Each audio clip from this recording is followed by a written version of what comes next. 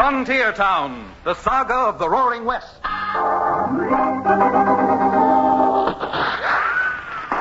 Frontier Town.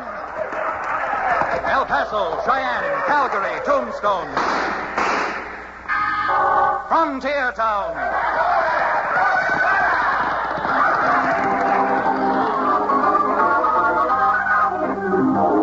Here is the adventurous story of the early West, the tamed and the untamed. From the Pecos to Powder River, Dodge City to Poker Flat. These are the towns they fought to live in and lived to fight for.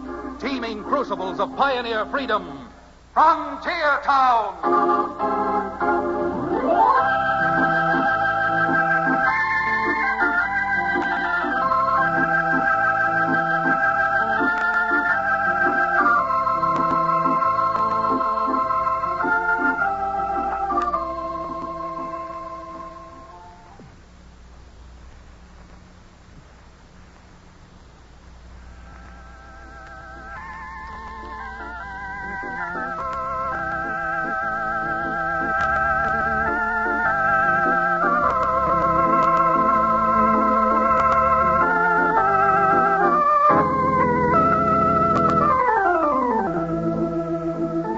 Howdy. Chad Remington's the name. Chad Remington from Dos Rios in the Rocky Mountain country, where I'm sort of, well, I guess you'd call me a frontier town lawyer. Strange things happen out on the frontier, and as a result, strange things happen to me. Mighty strange things. But the frontier being what it is, always changing, always moving, and with the people who drift into it and across it, we've got just about as much law as the law allows. To show you what I mean, let's take what seemed to be a pretty cut and dried case that was brought up to me just a matter of a few weeks ago. And I guess the best way to tell you about it is to tell you what happened, or what I suppose happened before they sent for me. Now, it all took place in the town of Rock Springs, about 40, 50 miles from Dos Rios, and concerned a cattle rancher by the name of Oliver Baldwin and his daughter Dixie. By criminy, Dixie, you're just wasting your breath arguing with me. I know what I'm doing. And I'm telling you that I'm going down to Delahanty's store and tell him off. But, Daddy, maybe you did make a mistake when you wrote that deed out for him. Maybe you just thought you wrote it out for 300 acres.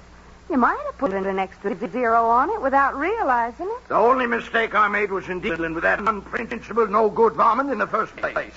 I know what I wrote in that deed, and it was just 300 acres and not 3,000. Well, if you're positive you changed the 300 to 3,000, you still shouldn't take the law into your own hands. Who said anything about taking the law into my own hands?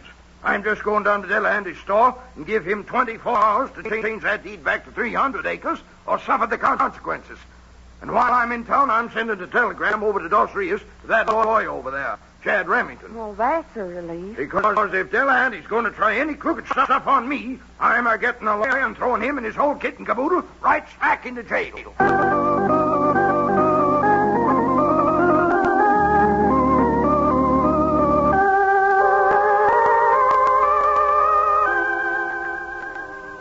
Well, Oliver Baldwin was as good as his word.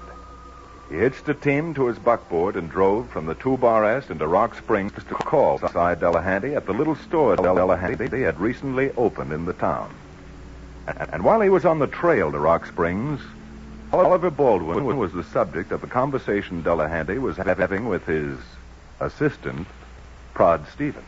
Look, Mr. Delahanty, I know I work for you, but you ain't been in Rock Springs long enough to know about these things. And I'm telling you, Oliver Baldwin is a regular catamount when he gets riled. You don't say so, Prod. The old gentleman looks so gentle. You'd think butter wouldn't melt in his mouth. Talk about the devil. Here comes Baldwin now. Let me handle him. Morning, Oliver. Don't you go Oliver and me, Delahanty. No, don't tell me just because you made a perfectly understandable mistake in filling out my deed that you're going to hold it against me. Delahanty, I know you ain't been out west long enough to understand us, folks, but them smooth city ways yours don't go out here. We got our own way of handling crooks. Prod, I think you better show the gentleman to the door. And don't be too polite about it. Yeah, all right. Come on, Mr. You Baldwin. lay a hand Come on me now. and I'll You show- numbskull, let that gun alone. Let go of that gun or I...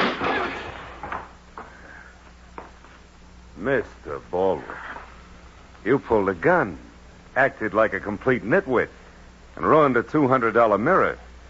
Now get out before I lose my temper completely. If that gunslinger of yours didn't have my 45, I'd show you. But I'm a-getting a lawyer down here, Delahanty, and when he comes, you'll be lucky if you just end up in jail.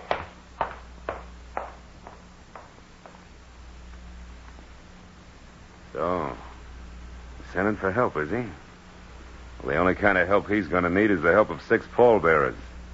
Prod, Yeah, boss? get that rifle out of the back room. You and I are riding out on the trail, making sure that Mr. Baldwin never gets back home.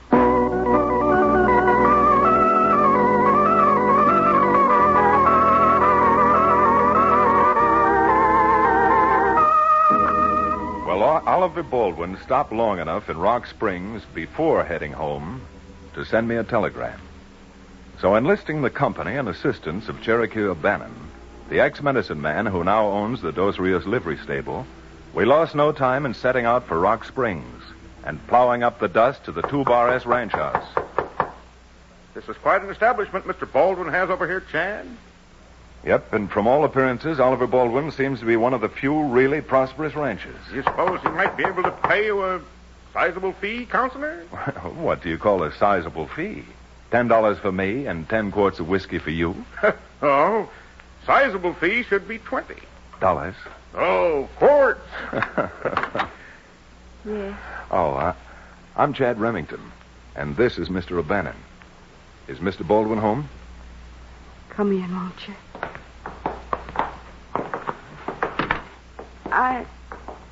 I'm Dixie Baldwin. My father was dry gulched last night. He was... By God. Who was the unprincipled culprit who dared to... Hold it, Cherokee. This is no time to ask questions. If Miss Dixie feels like talking, she'll tell us all that's necessary to know. Oh, what is it to tell you? I knew before my father left for town that he'd never come back. Why do you say that? Because he went in to see Si Delahanty with blood in his eye. Si Delahanty. Who's he? A double-crossing, sheep-stealing Jasper who just opened a store in town. Oh, I know I can't prove it, but I'm positive that Delahanty did it. Why do you say that, miss? Had he threatened your father? I don't know. But Daddy threatened him plenty. You see, Delahanty moved to Rock Springs from Springfield a few months ago. He opened a store and then started looking around for some ranch land he could buy. Well, that explains part of your father's telegram about a forged deed. He sold Delahanty 300 acres. When the deed was filed, it read 3,000. I see. But you said your father was dry gulched. And if he went into Delahanty's store to threaten him, Of course. You didn't think Delahanty would do what he did in his own store, do you? Well, with that kind, they just wait. Shall I open the door for you, Miss Dixie? Well, yes, if you... Well, I recognize his rig outside. That must be Delahanty at the door now. Oh, wait a minute, Miss Dixie. I think Cherokee and I had better go into the kitchen while he's here. You mean you don't want to meet Delahanty? No, I don't. Not just yet. Well, you're going to be a fine lot of help, you are. Now, wait a minute. I only want to... you'd better let him in. I'll explain my reasons to you later. All right, come on, Cherokee.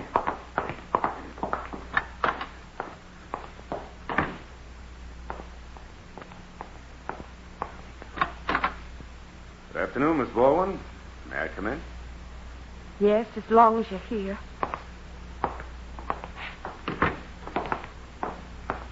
I heard about your father. Not really. A week ago, I'd have felt sorry for your father and for you. But since he made his attitude very apparent yesterday, I'll just make this a business call. Save myself the trouble of coming to see you again. Save me the trouble of seeing you again. Your father told you he sold me only 300 acres, didn't he? That's all he did say you. Fortunately, that part is past argument. When he came in to see me yesterday, he asked me to promise that I wouldn't tell you about this. Here. A bill of sale for 100 head of cattle. A bill of sale for 100 head of cattle. You didn't think I was going to buy 3,000 acres of land and raise jackrabbits on it, did you? I bought a ranch from your father.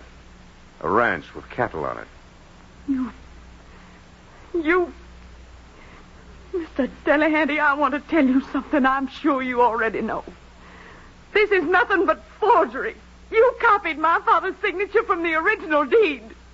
How very, very clever of me. Of course, you can prove that statement. I'm giving you 3 to get out of here. No sense in reaching for that rifle, young lady. Now that I've told you the facts, I'm going. But I'll be back Monday to take over my 3,000 acres and the cattle along with it. Good day, Miss Baldwin. And don't expect me at your father's funeral. Mr. Remington! Ah, there's a fine, high-class gentleman. Miss Dixie, do you believe your father did sell him the cattle? For $1,100? I'm forced to agree with the young lady, Chad. So am I, Cherokee. But that doesn't mean a judge and 12 men on a jury would. No, the first thing for us to do, if Miss Dixie feels up to it, is to ride into town and call on the sheriff.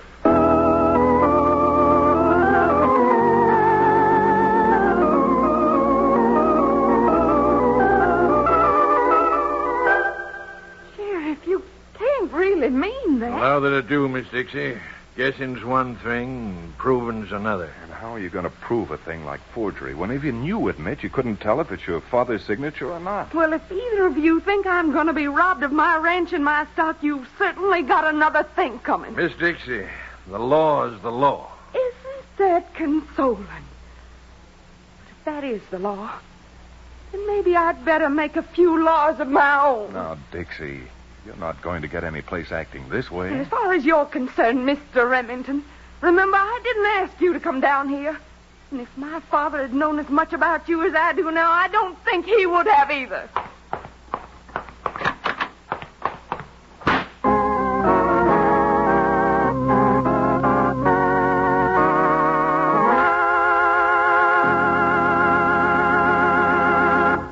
We'll return to the second act of Branding the Badlands, our exciting frontier town adventure, in just a few moments.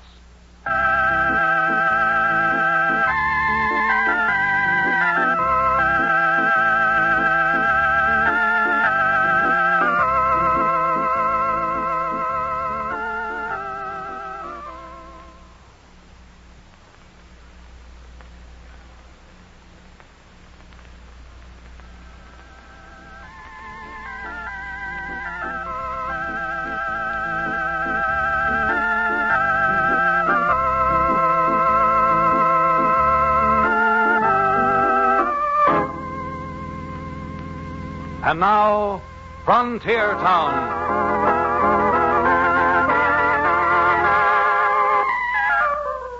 Well, as I said before, a cut-and-dried case doesn't always turn out to be just that.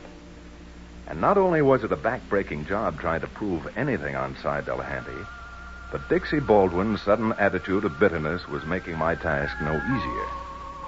After Dixie's display of temper at the sheriff's office, the O'Bannon and I, somewhat grimly, I admit, remounted our horses and rode back to the 2-Bar S Ranch. When we got there, we found that Dixie, having seen us coming, had gone into her bedroom and bolted the door, leaving us with a bit of egg on our faces. Not much to do and a good deal to talk about. Chad, you know I'm not a man who likes propriety. But I want to go on record as saying Miss Baldwin is perhaps the most pig-headed filly I've ever seen. And one of the most pulchritudinous, I might add. Yes, indeed. Yes, indeed. Yeah, a fine lot of good her pulchritude is doing us while she's locked up in her room. And it has certain advantages at that, Chad. For example, since she is not out here to play hostess, I could look through the kitchen cupboards to see if I could locate any refreshments. Not on your tin type. This is one time you need a clear head. Counselor, my head is clear as a bell. Yes, and probably twice as empty. Of course. It's absolutely twice. What was that again? Look, O'Bannon, there's only one thing for us to do. We've got to induce Miss Dixie to come out and listen to reason. And there are no two ways about that. If I know women, and I do, she's not coming out. Dixie? Dixie, can you hear me? I want to talk to you. You're just wasting your breath, my boy. Doggone it, Dixie. Will you stop acting like a spoiled child and come out here? Certainly not coming out. And if you're even half a gentleman, you'll pack up and clear out of here. Now, your father telegraphed me to come out here and, well, he needed some help. And if you... Fine lot of help you are. Unless you mean you want to help Delahanty. Why, you ungrateful little vixen. Now, you either open that door or someone's going to have to buy you a new one. You try breaking this door down and you're going to get a load of buckshot. All right. Now, Cherokee, that excess beef of yours is good for something. Come on, help me bust this door down. Only too glad to oblige, Counselor. All right. 1, 2, 3. Two big, strong men, eh?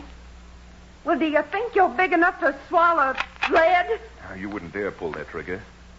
Your bluff is just like your temper, all on the surface. And for your information, I'm not leaving Rock Springs yet. And for your information, I don't care what you do as long as you get out of my house. Fair enough. That's a bargain. All right, come on, Cherokee. We got a bit of riding to do and fast.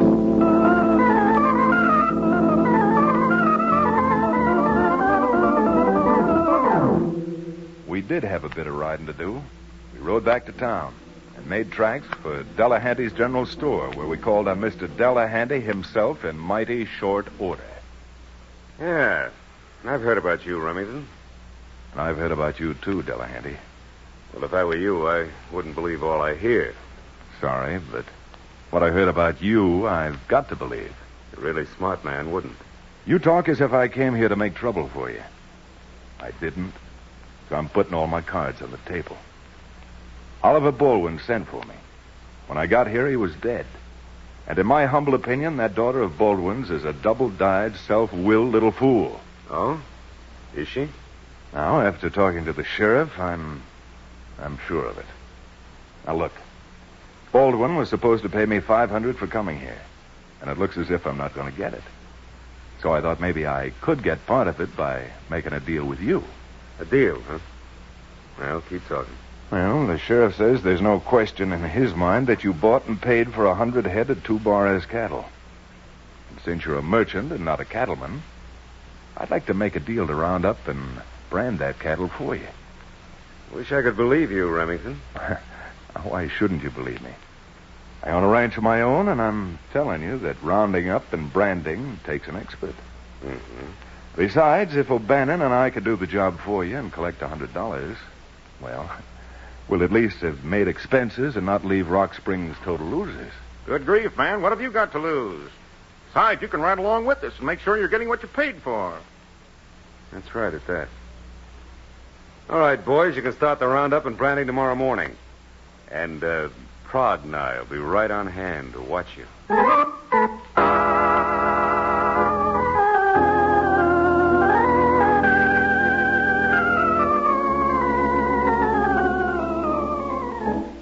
Dixie, won't you even give me a chance to explain? Don't you think you've explained enough? You're going to do exactly what my father wanted you down here for.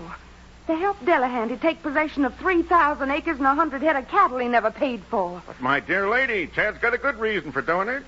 And if he'd only stop to think of the time of the year it is, you'd get some ideas why If you'd only stop trying to alibi yourselves, maybe we'd all be a lot happier.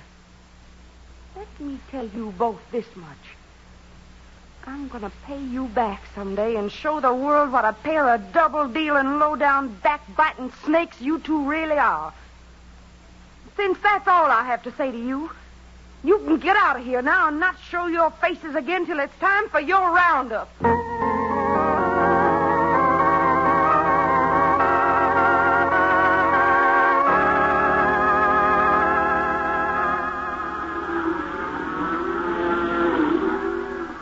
All right, Cherokee. Dab a loop on that yearling and haul it over here to the fire. We're all ready to brand. Right you are, Chad. Are you sure this brand design will be all right for you, Mr. Delahanty? Sure, if you say so. It's easy to put on those steers. Oh, it's very little trouble. And the design, a triangle cross, is unusual. You won't find it twice within 1,000 miles of here. Chad, this adolescent bovine is not taking too kindly to the idea of branding. Now, who's going to hold and who's going to brand? I'd better ear the calf down, Cherokee. You look almost worn out already. The only reason I look worn out is I am worn out. Did you ever see a branding before, Mr. Delahanty? No, this is my first. Chad, for mercy's sake, will you stop conversing and toss that calf? The iron is red hot. Okay, Cherokee. And don't forget the instructions I gave you. Yes, sir. Once over lightly. Okay. All right, here we go.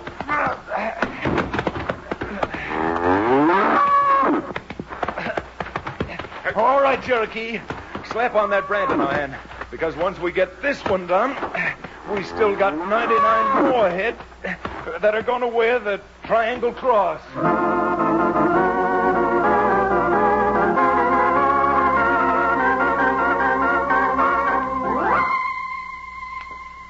Now, believe me, it was mighty tough work branding 100 steers.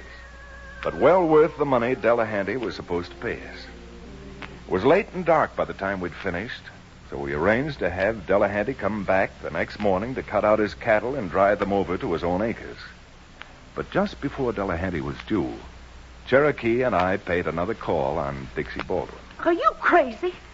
Why should I go out to the corral while you gloat over delivering 100 head of stolen cattle to Delahanty? Now, look, young lady.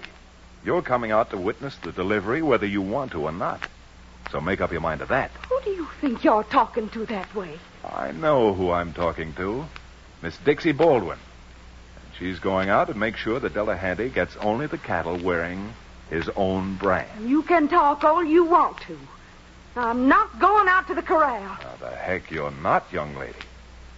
Cherokee, grab her shoulder. Delighted, my boy. Now, we're carrying Miss Baldwin to the corral ourselves. Here goes. Put me down. No, you stop it. You put me down. No, you leave me alone.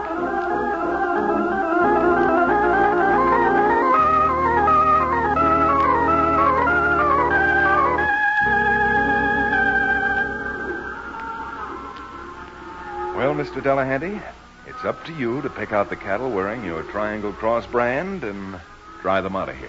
Huh? Triangle Cross brand? That's your brand, you know. Why not one of these cattle are wearing a Triangle Cross? But they're the same cattle you saw Chad and I brand for you yesterday. What are you talking about? Not your cattle. These have got to be your cattle. You left that so-called assistant of yours here to watch them overnight, didn't you? They're not magicians, Mr. Delahanty. I don't know what's going on. There must be some mistake. Mistake? Oh, there can't possibly be. And what's more, you yourself gave Miss Baldwin a receipt for the 100 head of cattle right after the branding. Yeah, but these aren't my cattle. Well, I must admit the 100 head penned up in here are wearing the 2-Bar S brand. Maybe you moved your cattle during the night while we weren't around. You think I'm crazy or something? I'm sure I don't know.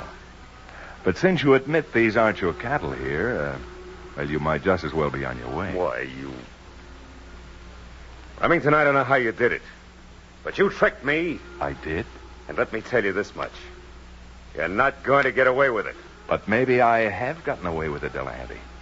It seems to me that you've already signed a receipt for the delivery of your so-called cattle. Yeah? I'm taking the cattle in this corral anyhow. Pry! Yeah, boy? Start driving that 100 head out of here. My good man, do you intimate that you're going to rustle Miss Baldwin's cattle? I mean that you're both a couple of thieves. And I'm taking what's rightly mine. Delahanty, you just made a couple of mistakes. The first mistake was calling me a thief.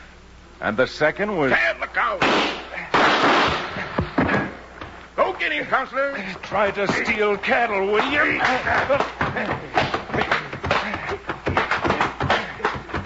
Remington, you're nothing but a filthy crook, And that's one sentence you're not going to finish. When you wake up, we've got another sentence you can finish, which will run about 15 years. All right, Sheriff, you can come out of those bushes now. All right, come on, Sheriff. You saw Delahanty try to take 100 head of cattle that weren't wearing his brand. And I know that you know exactly what to do with cattle rustlers.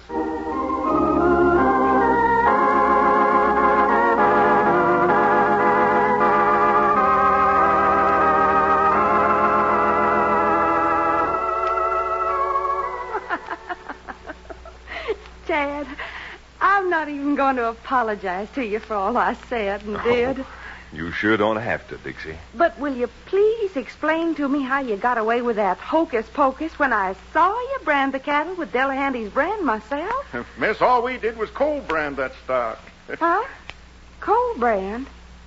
Now, just what is a cold brand? Well, Dixie, I tried to explain it to you yesterday, but you just wouldn't listen. However, a cold brand is a brand which only burns the hair off, doesn't touch the hide.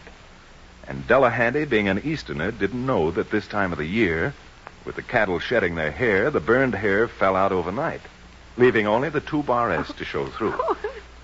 And the look on his face when he saw that 2-bar S. Well, that 2-bar is a wonderful brand. Just imagine, 2 bars in place of 1.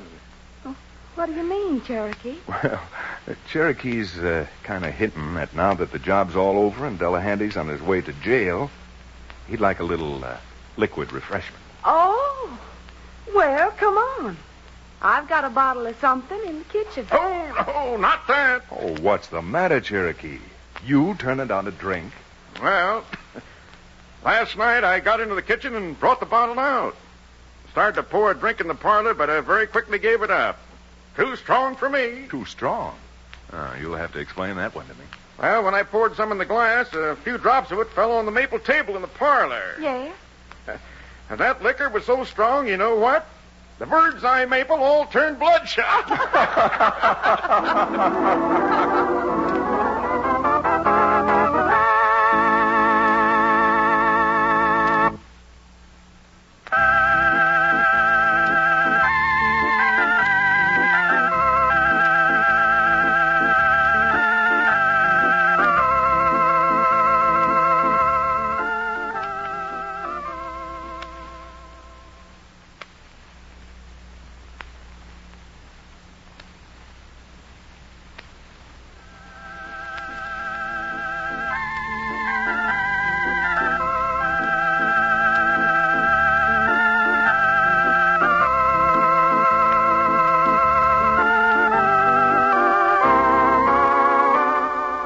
Frontier Town, starring Reed Hadley and featuring Wade Crosby, is a Bruce Ells production.